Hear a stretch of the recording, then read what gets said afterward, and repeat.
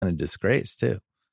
So yeah. I mean, A-Rod's pivot from where he was at, publicly to like, oh yeah, he's pretty good talking baseball. And, I know I did that video on his comeback versus Matthew McConaughey's comeback, but I actually think it's incredibly impressive. But it's also a reminder of how quickly we move on and how quickly we forgive. But on one of the things that I wanted to kind of revisit, though, like you're right about the basketball thing and seeing these guys everywhere, and whether they're on staffs or at ESPN or, doing all sorts of different stuff, or there's guys walking around all weekend. You're like, oh, there's that guy, or like, oh, that guy's on that staff. I remember him and all this stuff.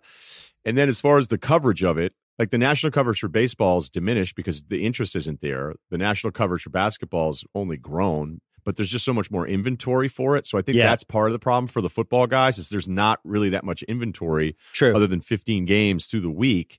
And, as far as the pastime, I as much as I'd like to say, hey, some of the benefits that we look at with these NFL ratings is that how easily it is consumed, the scarcity of the product and all of these different things. Like if you had 80 football games, would the ratings be the same? Like, of course not.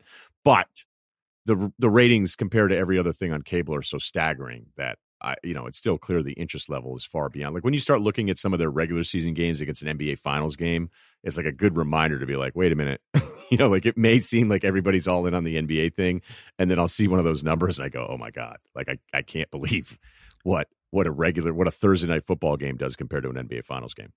I thought Favre was going to live on in a kind of a legendary way, and I remember I was driving somewhere like a month ago and the NFL Sirius station was on, and Favre had a show on the Sirius station. Did you know that? It was. Are you serious? Yeah. He had, I don't know whether it was weekly or what, but it was some guy with Brett Favre and he was asking him questions about the weekend. I was like, Brett Favre is on the radio? Like, and then he does like, what is he, Wrangler? And, if you had said 10 years ago, this was going to be what Brett Favre, the way he was in the public eye, I don't think I would have guessed that. I would have assumed he was going to be on Monday Night Football or something. He kind of turned into Nebraska Jim. A little bit. Well, Brady will be an interesting test. What happens to him as a celebrity once his football career is over? And I broke the news to Kyle that it really does seem like there's a chance Brady might not be on the Patriots next year. I'm starting to believe that this might not be bullshit, that he might actually leave. Would you agree that the Brady stuff, and you're a pretty connected guy, and every now and then I'll, some of my Boston friends will have a lead on something, and then sometimes they're like, dude, you hear Brady got a split ranch in New Hampshire? He's not going nowhere. And you're like, what? Like, where? He's like, Kittery, dude. I'm like, I think that's in Maine. Like, whatever. I haven't really heard anything that's all that convincing, and I just keep repeating myself that it reminds me a little bit of like the Kawhi thing, is that everybody has a rumor. I don't really believe any of them, and that whatever happens, it's going to be, everyone's going to say, well, of course he was leaving. He negotiated this thing to have the free agent clause, and he's sick of Belichick, and he wants to move on. And if he stays, it's going to be like, of course he was going to stay. You think Brady was going to join some new team, new system, and not be comfortable? So we're going to play the results like that one, like nothing else. But I don't know. I don't have a really educated guess. Every time I think like there's no way he's ever going to leave, then I think, well, why would he put himself in a situation where it's like, I'll do this, but you got to let me be a free agent? And they were like, okay, no problem. Like, that's weird. I think it'd be weird at this point to leave. It's like Dave Grohl was on my podcast last week and he told the story about great pod. Thank you. And he said about the Foo Fighters, and he's like, we talked about how they almost broke up a long time ago. And he's like, now we'd never break up. It would be like if your grandparents broke up. What the hell are you going to do? You're in your 70s. What are you going to start dating? And it was such a good line. It was unbelievable. Yeah. And I kind of feel that way about Brady. Like at this point, doesn't he have to finish his career with the Patriots? He's going to like go to the Vegas Raiders for 2 years. That's going to be how this ends. It just seems like such a weird way to end. You're the best quarterback of all time. You've won 6 titles, and it's like for a little more money, you're going to go play for John Gruden in Las Vegas, or you're going to play in Tennessee.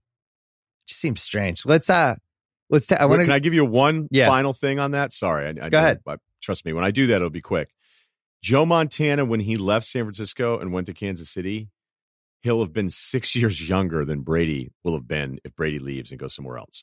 Oh my God. Well, there you go. Let's take a break. I want to talk about All-Star Scuttlebutt. All right. You were in Chicago. You're talking to people. Did you hear anything that made you say, I'm going to say no. I heard 3,000 prostitutes flew in. That was interesting. That was an interesting stat. But, that had nothing to do with trade rumors or free agency or anything. Okay. I don't know how that affects the salary cap, but that number seems high. No, seriously, a bartender told me that last night.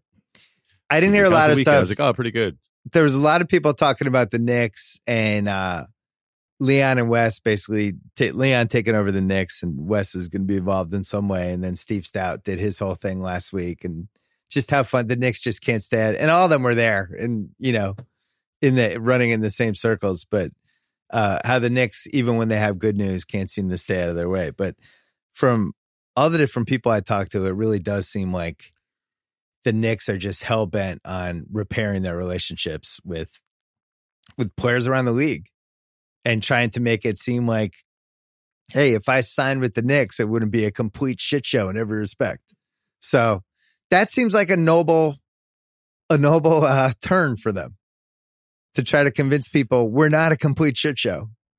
I don't know if it'll work. But then, right. But like the first time you're doing that, a guy went on First Take, apparently completely catching the organization off guard. Like I think he just told somebody at First Take that knew. I was like, yeah, come on. Yeah. And he compared himself to Drake. And it wasn't like Drake traded for Kawhi, by the way. Right. And he goes on there and makes it even worse. And Knicks guys are like, you're going to be kidding me. And they issue a statement. And he's like, hey, you know what? Actually, I'm not going to be doing that.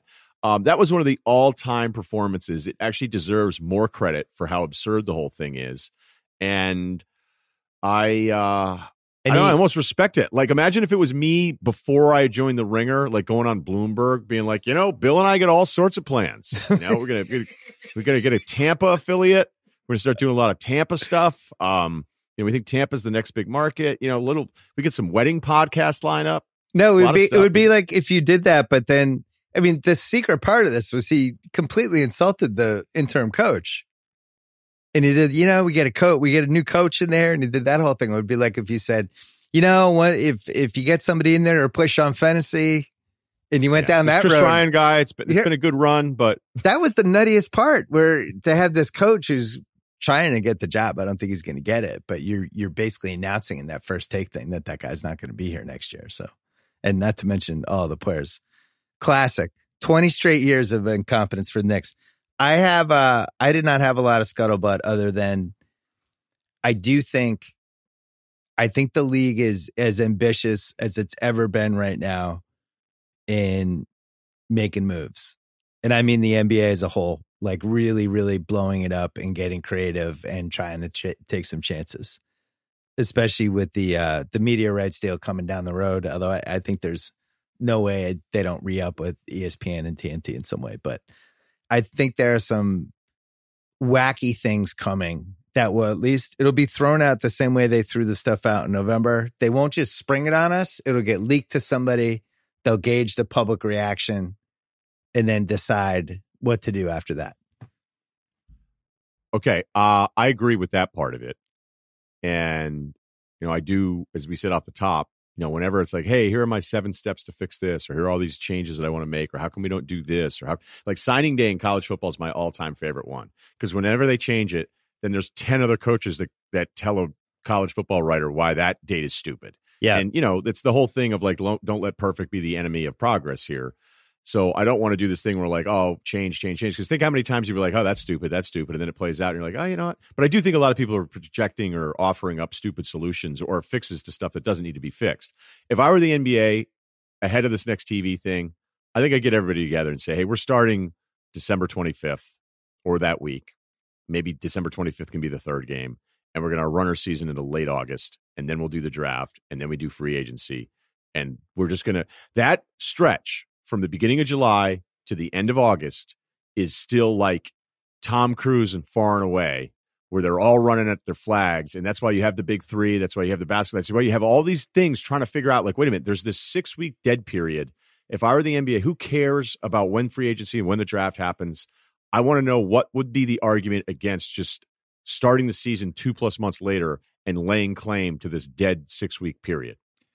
Or at the very least, start on Thanksgiving and That's fine. bring it all the way through to make the finals like the last week in June, condense the schedule or do whatever. I agree with you. I think they're not condensing. I think you take it the finals until like mid to late July, and then have free agency August 1st. Everybody's talking about your league. You can have the draft right ahead of that. You can do it. You can flip it, because that's the other favorite one. It's like the NFL has the draft, the free agency in the opposite order of the NBA, and then both always argue how theirs is wrong. Right. You're like, wait a minute, what? I would just, if I'm the NBA, I would say we need to figure out how to just make sure that window in that calendar is ours. Who cares about tradition? We don't care. It doesn't matter anymore. It's more important to have a TV product that we can sell where there's zero competition nationally, because baseball is a local product. And that would be my number one thing if I were Silver. I've thought about it a bunch this last week, and I don't really know what the argument against it is. You make two key points. One is that baseball's diminishing returns year after year, where there's now like an ample opportunity to just own July and that first part of August if they really wanted to. I don't know if they would ever go to August, but I think July, which they've kind of taken over anyway with free agency. I think, but it's still not a product to sell. No, I know, but you know what I mean. That you're selling from an interest standpoint, right? But anybody that would say to me, "Oh no, they own those first 2 weeks of July," yeah, they own it in talk show topics. Yeah, but it's not. There's no inventory social. That's being sold. Social media, but all of that stuff, like a lot of that stuff's like fake. Those aren't real dollars. Nobody's really writing you a check for that, for awareness and impressions and all that stuff. People are writing a check for games, and what would be more valuable than completely uncontested games that late? Like, I would think the finals would be worth even more later in the summer. Right, if it was July. Yeah. Well, the other thing is you get away from football. If you the more you move that opening day down the line, down the year, and you push it toward Thanksgiving and maybe even past it, now you're missing the first 3 months of the football season, which, I think they have some moves though, because in this next deal, if they move some national games from ESPN to ABC, that will fix some of the rating stuff organically. So, all right. I'm calling this, we have a couple segments left. I'm calling this one 5 biggest things to watch post All-Star. So the NBA comes back on Thursday night, which is 4 days from now. And this is in no particular order, 5 things I wrote down. You can tell me if I'm missing something, that there's one thing that you care about more. These are my 5. First one, who's getting the 2 seed between Boston or Toronto? Because not only do you avoid Milwaukee until round 3, but you have home court in that round 2 potentially. And you play the 7 seed in round 1, who's probably going to suck. So that's one. Second one, will Philly be afraid to fire Brett Brown before April? We're going to come back and talk about all this. Third one, will Cleveland buy out Tristan Thompson before the end of this month? And I think if they do, he becomes an incredibly important buyout guy for the Celtics, for the Clippers, for the Lakers, for a couple other teams. But that is somebody who could literally swing the finals if he gets bought out. Fourth one is, can Utah climb to number 2? Because I think Utah or Denver in that 2 spot. I don't think it's going to be the Clippers, because I don't think their guys are going to play enough games. But if Utah or Denver can get that 2 spot, they avoid the Lakers for 2 rounds. They have pole position, home court. Those teams are really good at home. I think that's something to watch. And then the 5th one for me, most fun team to get the West 8 seed, because it looks like the Lakers are going to be the 1 seed. Portland, Memphis, or New Orleans. I would say New Orleans has the highest ceiling out of those 3, just because of, Zion is back and a force of nature.